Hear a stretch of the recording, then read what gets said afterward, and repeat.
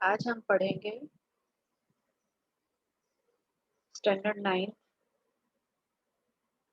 क्षितिज का chapter number 5। नाना साहब की पुत्री देवी मैना को भस्म कर दिया।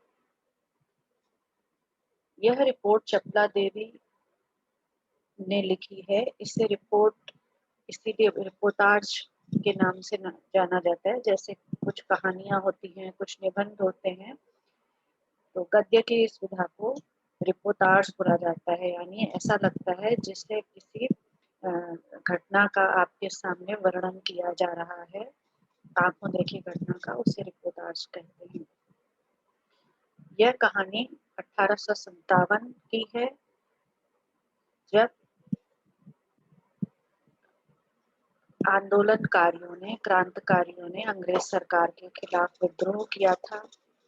हम सबको पता है, नाना साहब, झांसी की रानी आदि सभी ने अंग्रेज सरकार के खिलाफ विद्रोह किया था। यह कहानी है नाना साहब की पुत्री मैना देवी की।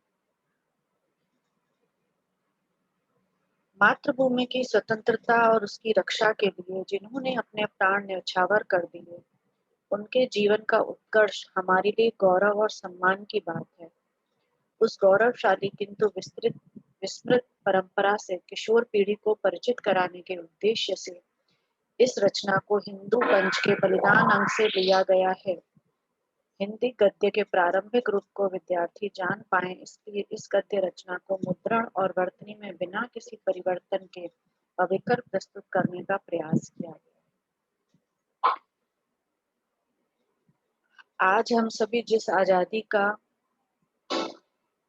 मजा उठा रहे हैं, हमें पता भी नहीं है उसके लिए कितने लोगों ने अपने प्राणों का बलिदान कर दिया। यह कहानी भी हमें किससे पता चलती है? हिंदू पंच।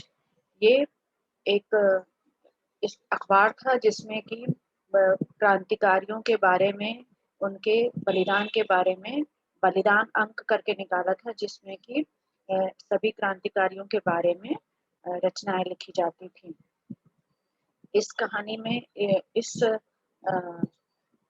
इसके किसी भी शब्द से या वर्तनी में चेंज नहीं किया गया है, ताकि आज की पीढ़ी समझ सके कि पहले के जमाने में किस तरह, पहले स्वतंत्रता संग्राम के समय या उससे भी पहले किस तरह से लिखा जाता था या गद्य का कैसा रूप होता था। सन 1857 ईस्वी के विद्रोही नेता धुंधु पंत नाना साहब कानपुर में असफल होने पर जब भागने लगे, तो वे जल्दी में अपनी पुत्री मैना को साथ न ले जा सके। देवी मैना बिठूर में पिता के महल में रहती थी, पर विद्रोह दमन करने के बाद अंग्रेजों ने बड़ी क्रूरता से उस निरीह और निरपराध देवी को अग्नि में भस्म कर दिया। उसका रोमांचकारी वर्णन पाषाण हृदय को भी एक बार द्रवीभूत कर देता है। कानपुर में भीषण हत्याकांड करने के बाद अंग्रेजों का सैनिक दल बिठूर की ओर गया। बिठूर में नाना साहब का राजमहल लूट लिया गया, पर उसमें बहुत थोड़ी संपत्ति अंग्रेजों के हाथ लगी। इसके बाद अंग्रेजों ने तोप के गोलों से नाना साहब का महल भस्म कर देने का निश्चय किया। सैनिक दल ने जब वहां तोपें लगाई, उस समय महल के बरामदे में एक अत्यंत सुंदर बालिका आकर खड़ी हो गई। उसे देखकर अंग्रेज सेनापति को बड़ा आश्चर्य हुआ, क्योंकि महल लूटने के समय वह बालिका वहां कहीं दिखाई नहीं दी। उस बालिका ने बरामदे में खड़ी होकर अंग्रेज सेनापति को गोले बरसाने से मना किया। उसका करुणापूर्ण मुख और अल्प वयस देखकर सेनापति को भी उस पर कुछ दया आई। सेनापति ने उससे पूछा कि क्या चाहती है। बालिका ने शुद्ध अंग्रेजी भाषा में उत्तर दिया, क्या आप कृपा करके इस महल की रक्षा करेंगे? सेनापति, क्यों, तुम्हारा इसमें क्या उद्देश्य है? बालिका, आप ही बताइए कि यह मकान गिराने में आपका क्या उद्देश्य है? सेनापति, यह मकान विद्रोहियों के नेता नाना साहब का वास स्थान था। सरकार ने इसे ध्वंस कर देने की आज्ञा दी है। जब कानपुर में नाना साहब अंग्रेजों को रोकने में असफल रहे, तो वो अपना महल छोड़ के भाग गए। ऐसा कहा जाता है कि उन्होंने अपना खजाना भी अपने साथ ले गए थे या उसे छुपा दिया गया था, जो कि आज तक एक मिस्ट्री की तरह माना जाता है, लेकिन वो अपनी बेटी को साथ नहीं ले जा पाए थे। जब अंग्रेजों ने उस महल को घेर लिया और उसे नष्ट करने लगे, उसे लूटने लगे, तब भी उन्हें ये लड़की नहीं दिखाई दी। इससे पता चलता है कि उनकी बेटी भी बहुत बहादुर थी और वो अपने आप को छुपा रही थी इधर-उधर। लेकिन जब उनके महल को तोपों से उड़ाने लगे तो वो खुद सामने आई। वो इतनी बहादुर थी कि वो खुद सामने आकर उन्हें रोकने लगी कि आप इस महल को नहीं गिराइए। बालिका ने उत्तर दिया, आपके विरुद्ध जिन्होंने शस्त्र उठाए थे वे दोषी हैं, पर इस जड़ पदार्थ मकान ने आपका क्या अपराध किया है? मेरा उद्देश्य इतना ही है कि यह स्थान मुझे बहुत प्रिय है। इसी से मैं प्रार्थना करती हूँ कि इस मकान की रक्षा कीजिए। सेनापति ने दुख प्रकट करते हुए कहा कि कर्तव्य के अनुरोध से मुझे यह मकान गिराना ही होगा। इस पर बालिका ने अपना परिचय बताते हुए कहा कि मैं जानती हूँ कि आप जनरल हे हैं। आपकी प्यारी कन्या मैरी और मैं और मुझ में बहुत प्रेम संबंध था। कई वर्ष पूर्व मैरी मेरे पास बराबर आती थी और मुझे हृदय से चाहती थी। उस समय आप भी हमारे यहाँ आते थे और मुझे अपनी पुत्री के ही समान प्यार करते थे। मालूम होता है कि आप वे सब बातें भूल गए हैं। मेरे की मृत्यु से मैं बहुत दुखी हुई थी। उसकी एक चिट्ठी मेरे पास अब तक है। यह सुनकर सेनापति के होश उड़ गए। उसे बड़ा आश्चर्य हुआ और फिर उसने उस बालिका को भी पहचाना और कहा, अरे यह तो नाना साहब की कन्या मैना है। ये इत्तेफाक की बात थी कि दोनों सेनापति की बेटी मैरी और मैना में दोस्ती थी और दोनों एक दूसरे के घर आते जाते थे और सेनापति भी उनके यहाँ आते थे, पर क्योंकि वो अंग्रेज सरकार के नौकर थे, उन्हीं के हुक्म से वो उनका महल गिराने आए थे। सेनापति को याद आ गया और उन्होंने बोला, अरे यह तो नाना साहब की कन्या मैना है। सेनापति हे कुछ क्षण ठहर कर बोले, हाँ मैंने तुम्हें पहचाना कि तुम मेरी पुत्री मैरी की सहचरी हो, किंतु मैं जिस सरकार का नौकर हूँ उसकी आज्ञा नहीं टाल सकता, तो भी मैं तुम्हारी रक्षा का प्रयत्न करूंगा। इसी समय प्रधान सेनापति जनरल ऑटरम वहां आ पहुंचे और उन्होंने बिगड़कर सेनापति हे से कहा, नाना का महल अभी तक तो से क्यों नहीं उड़ाया गया है? सेनापति हे ने विनय पूर्वक कहा, मैं इसी फिक्र में हूँ, किंतु आपसे निवेदन है, क्या किसी तरह नाना का महल बच सकता है?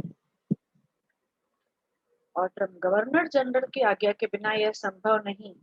नाना साहब पर अंग्रेजों का क्रोध बहुत अधिक है। नाना के वंश या महल पर दया दिखाना असंभव है।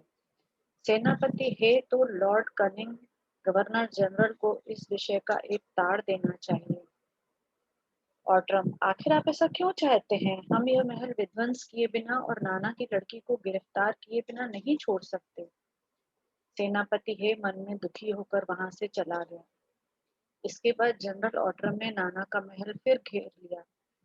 महल का फाटक तोड़कर अंग्रेज सिपाही भीतर घुस गए और मैना को खोजने लगे, किंतु आश्चर्य है कि सारे महल का कोना कोना खोज डाला, पर मैना का पता नहीं चला। उसी दिन संध्या समय लॉर्ड कैनिंग का एक तार आया, जिसका आशय इस प्रकार था, लंदन के मंत्रिमंडल का यह मत है कि नाना का स्मृति चिन्ह तक मिटा दिया जाए, इसलिए वहां की आज्ञा के विरुद्ध कुछ नहीं हो सकता।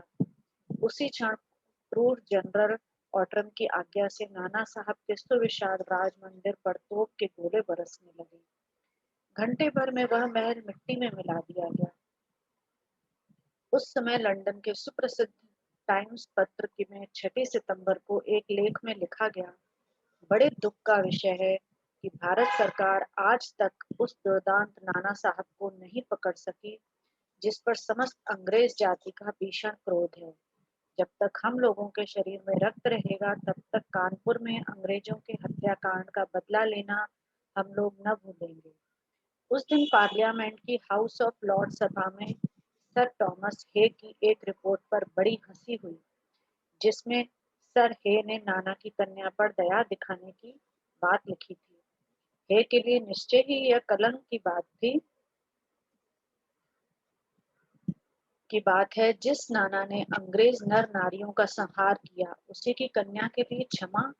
अपना सारा जीवन युद्ध में बिताकर अंत में वृद्धावस्था में सर थॉमस हे एक मामूली महाराष्ट्र बालिका के सौंदर्य पर मोहित होकर अपना कर्तव्य ही भूल गए। हमारे मत से नाना के पुत्र कन्या तथा अन्य कोई भी संबंधी जहाँ कहीं मिले मार डाला जाए। नाना की जिस कन्या से हे का प्रेमालाप हुआ है उसको उन्हीं के सामने फांसी पर लटका देना चाहिए। सन 1857 के सितंबर मास में अर्धरात्रि के समय चांदनी में एक बालिका स्वच्छ उज्जवल वस्त्र पहने हुए नाना साहब के भग्नावशिष्ट प्रसाद के ढेर पर बैठी रो रही थी। पास ही जनरल ऑट्रम की सेना भी ठहरी थी। कुछ सैनिक रात्रि के समय रोने की आवाज सुनकर वहां गए। बालिका केवल रो रही थी, सैनिकों के प्रश्न का कोई उत्तर नहीं देती थी। इसके बाद कराल रूपी जनरल ऑट्रम भी वहां पहुंच गया। वह उसे तुरंत पहचान कर बोला, ओ, यह नाना की लड़की मैना है। पर वह बालिका किसी ओर न देखती थी और न अपने चारों ओर सैनिकों को देखकर जरा भी डरी। जनरल ऑट्रम ने आगे बढ़कर कहा, अंग्रेज सरकार की आज्ञा से मैंने तुम्हें गिरफ्तार किया। मैना उसके मुंह की ओर देखकर आर्त स्वर में बोली, मुझे कुछ समय दीजिए जिसमें आज यहाँ जी भर रो लूं। पर पाषाण हृदय वाले जनरल ने उसकी अंतिम इच्छा भी पूरी न होने दी। उसी समय मैना के हाथ में हथकड़ी पड़ी और वह कानपुर के किले में लाकर कैद कर दी गई। उस समय महाराष्ट्रीय इतिहास वेत्ता महादेव चिटनवीस के बाखर पत्र में छपा था, कल कानपुर के किले में एक भीषण हत्याकांड हो गया। नाना साहब की एकमात्र कन्या मैना धधकती हुई आग में जलाकर भस्म कर दी गई। भीषण अग्नि में शांत और सरल मूर्ति उस अनुपम बालिका को जलती देख सबने उसे देवी समझकर प्रणाम किया।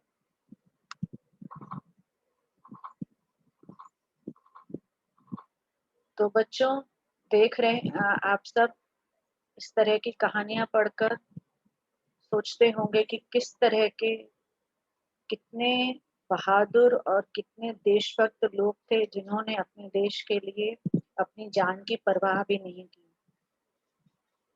चाहे नाना साहब हो चाहे उनकी बेटी हो, वो भाग सकते थे, वो छुप सकती थी, लेकिन वो जानबूझ के सबके सामने आए और उन्होंने अपने जीवन का बलिदान किया। वो अंग्रेजों से डरे नहीं।